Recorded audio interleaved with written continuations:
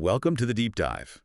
Today we're jumping right into something essential in commercial real estate, the Yeah. commercial property pitch book. Yeah, absolutely vital. Think of this as your quick guide to understanding these documents, what they are, and honestly, why you can't really ignore them if you're serious about CRE investment. Exactly. And we're leaning heavily on the insights of Michael R. Linton today. He's got over 38 years in the Chicago market as a broker and investor. Impressive track record. It is. And we're also using resources from chicagodealflow.com. So the goal here is simple. Give you a really clear picture of these pitch books, what goes in them, why they matter, and, well, how to make them actually effective. Okay, good stuff. So Okay. let's start with the basics. I've heard them called different things. Yeah. Pitch book, pitch deck, Right. investor deck, property presentation. Is there a real difference, or is it just semantics? Well, it's a good question. Often the core idea is the same, but the name can sometimes give you a hint. Like pitch book might suggest something more detailed, maybe printed for, bigger deals or institutional Like folks. it's more substantial. Yeah, whereas pitch deck often feels a bit more streamlined, maybe digital, perhaps for that first meeting. Like a PowerPoint or something. Exactly. And investor deck, well, that name tells you straight up who it's for and what the focus is, the financial return for investors. Got it. So, putting the names aside for a second, what is a commercial property pitch book at its core? Okay, think of it as a comprehensive marketing document, usually around 15 to 30 slides, designed specifically to present a commercial real estate opportunity. To investors mainly? Primarily investors, yes, but also potentially buyers or even major tenants. It's definitely a step up from just a basic flyer. How so? It's structured, it's persuasive, it walks the reader through the whole investment case logically, using market data and, crucially, the financial projections. So it's not just data dumping, it's crafting an argument during, say, an investor meeting. Precisely.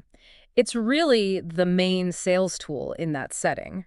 It provides a visual narrative, guiding them through the why, the what, and the how of the deal. Painting the picture. Exactly, not just listing facts and figures. And does it help with, like, the later stages, too? The Yeah. due diligence and all that? Oh, absolutely. A really well put together pitch book streamlines due diligence significantly How does it do that? by giving sophisticated investors all the key info up front, organized professionally. It builds credibility right away. It shows you've done the work. Okay. You said it tells a story. How's that different from just a detailed property spec sheet? The key is integration. A spec sheet gives you the stats, square footage, location, maybe building systems. Right, the raw data. Yeah. A pitch book weaves that data together with market analysis, financial forecasts showing the potential returns, and a clear strategy for how you'll actually create that value.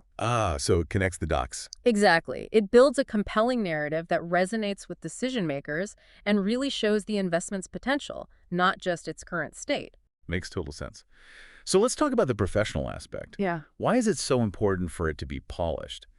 Can't you sometimes just, wing it a bit? I wouldn't recommend it, especially not today. In this market, first impressions are everything. Right. A professional, well-designed pitch book immediately signals that you're detail-oriented, you respect their time, and you're serious. It builds that initial trust. It's like a reflection of your own professionalism then. Absolutely. Investors see tons of deals. Yours needs to stand out.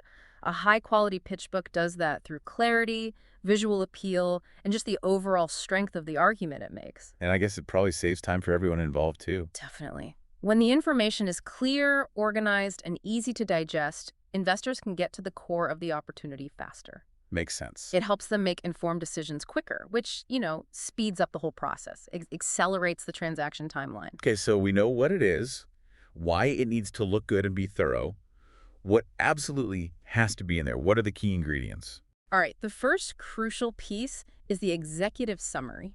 The elevator pitch. Kind of, yeah. It's the trailer for the movie. A really concise overview right at the start. It has to grab attention, highlight the main selling points, the essence of the opportunity. And the potential payoff. Yes, definitely mention projected returns early on. Things like target cap rates, maybe IRR. It needs to clearly state the investment thesis right there on the first page or two. Okay, so you've hooked them. What's next to build confidence? Next up is the company overview. This is where you establish your credibility. Show them you know what you're doing. Exactly. You showcase your organization's track record, successful past deals, maybe specific expertise in this asset type or market. Team bios, too. Absolutely. Brief professional bios of the key players involved, highlighting their relevant experience for this deal, and testimonials, if you have good ones, can be powerful here too. Right. Prove you're the team to execute. Okay, what about the actual property? That's the property details section. This needs to be thorough. High-quality photos are non-negotiable. Professional ones, I assume? Yes, definitely professional. Then the specs. Square footage, parking, building systems, any recent capital improvements, list those out. Floor plans. Location info. All of that. Detailed floor plans, aerial shots, interior shots, and a really solid location analysis, demographics, transport links, nearby amenities, any new developments planned nearby. Maps are essential here too, showing proximity. Okay, so you've covered who you are and what the asset is. Now, why is this asset a good bet in this market? That's the job of the market analysis. This shows you've done your homework on the broader context. So things like supply and demand. Yep. Supply, demand, absorption rates, what the competition looks like, comparable properties. You need data on recent comparable sales and leases, too. How does your property stack up? Exactly. And demographics are key, especially for retail or office. Use clear charts and graphs here to make the data easy to understand. Don't just state facts, show the trends. Makes sense. Visuals help. Okay, we have the property, the market context. Now the plan. How will you make money? Right. That's the business plan and strategy. This is the core of how you'll maximize value. So your specific game plan. Precisely. Is it better management? Repositioning? Development?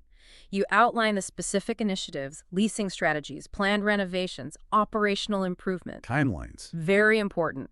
Use bullet points or even a simple visual timeline. Show the sequence of events. And critically, address the risks. Acknowledge potential hurdles. Yes, and outline your mitigation strategies. If it's a development, you need construction schedules, permit status, who the contractors are, be detailed. And then the part everyone's waiting for. The numbers. The financial projections and analysis. This is where the rubber meets the road. So, income statements, cash flows. Current and projected income statements, detailed cash flow analysis, yes. Sensitivity analysis is also good, showing returns under different scenarios. What about the assumptions behind those numbers? Crucial. You must clearly state all your underlying assumptions. Rent growth, expense increases, market vacancy forecasts. Transparency is absolutely key. And financing. Definitely cover financing, talk about potential debt, equity structure, any alternative sources, and show how leverage impacts the projected returns for investors. Okay, and finally, how do investors get their money back out? That's the exit strategy. You need to be clear about how investors will realize their returns. Like, sell it in 5 years, refinance. Exactly. Is it a long-term hold for cash flow? A value add and flip? A sale after development? Outline the expected timeline and the market conditions that support that exit. Comparable sales data helps justify your projected exit price. Got it. And beyond the content, you mentioned visuals earlier. How important is the overall look and feel? Hugely important. The visual elements and supporting data tie it all together. Again, high-quality photos. Clean, professional charts and graphs for the data. Consistency. Yes, consistent formatting and design throughout. Avoid clutter.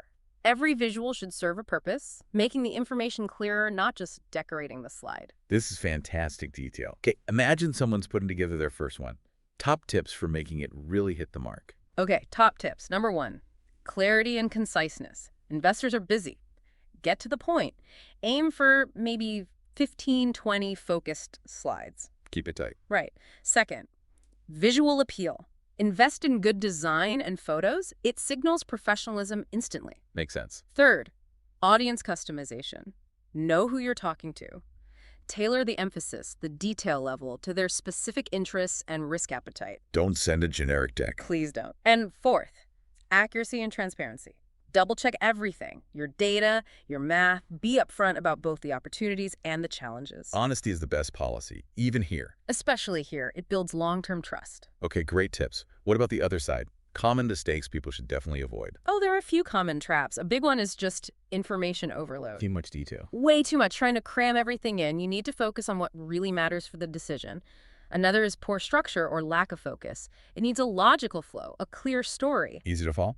Exactly. Using outdated data or bad visuals is another killer. It just screams lack of effort or outdated knowledge. Undermines credibility fast. Instantly.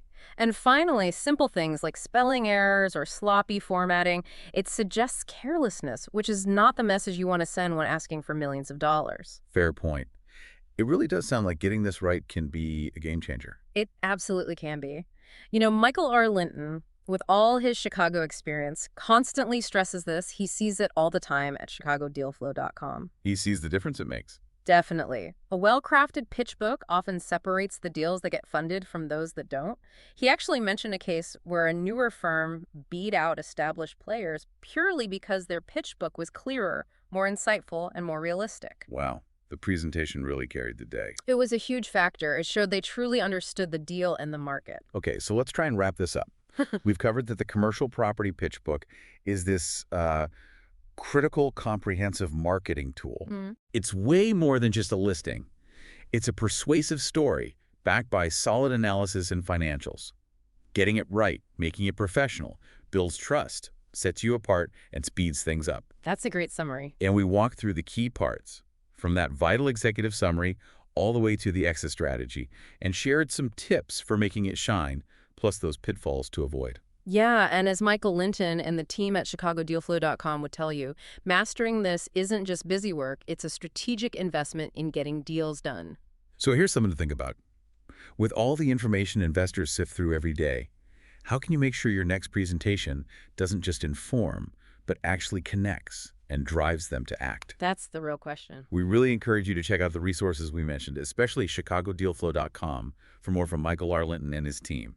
Consider the power of that well-told story in this business. And for that detailed info and expertise, again, the website is chicagodealflow.com. Thanks for taking this deep dive with us today.